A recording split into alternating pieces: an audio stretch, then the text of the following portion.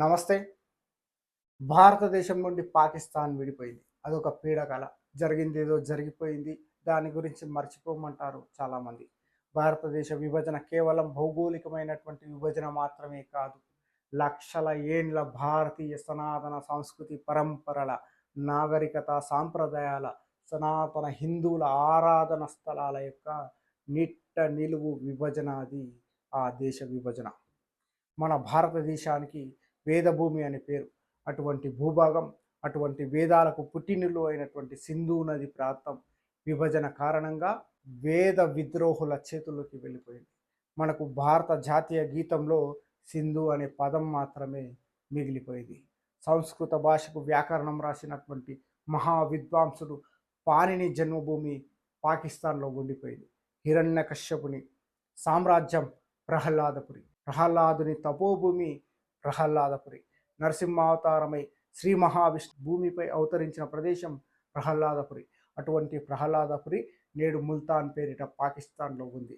శ్రీరామచంద్రుడి కుమారుడు లౌడి చేత నిర్మింపబడి మహారాజా రంజిత్ సింగ్ వంటి మహావీరుల సామ్రాజ్యంగా వెలసిల్లిన లాహోర్ పట్టణం నేడు పాకిస్తాన్లో ఉండిపోయింది. ప్రపంచానికి విజ్ఞానాన్ని అందించిన ప్రాచీన మహావిశ్వవిద్యాలయం తక్షశిల, ఆచార్య చాణక్యుని విద్యా బోధనలతో పునీతమైన పట్టణం తక్షశిల నేడు అది ట్యాక్సిల్ పేరిట పాకిస్తాన్లో ఉండిపోయింది. అతి ప్రాచీన సింధు నాగరికత పట్టణాలైన హరప్ప, మొహంజదారో పట్టణాలు సైతం నేడు మనవి కావు. అవి పాకిస్తాన్లో భాగంగా ఉన్నాయి. అమ్మవారి శక్తిపీఠాల్లో ఒకటైన హింగ్లాంజ్ మాత దేవాలయం పాకిస్తాన్లో ఉండిపోయింది. అమ్మవారి మరో శక్తిపీఠం శారదా పీఠం పాకిస్తాన్లో ఉండిపోయింది.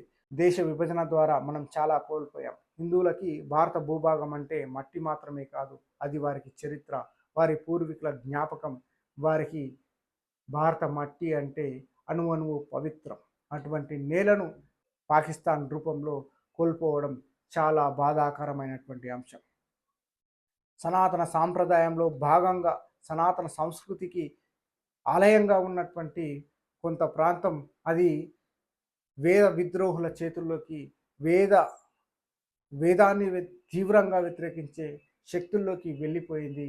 అది భారత భూభాగాన్ని ఖండన చేయడం ద్వారా పాకిస్తాన్లో భాగంగా అయిపోయింది.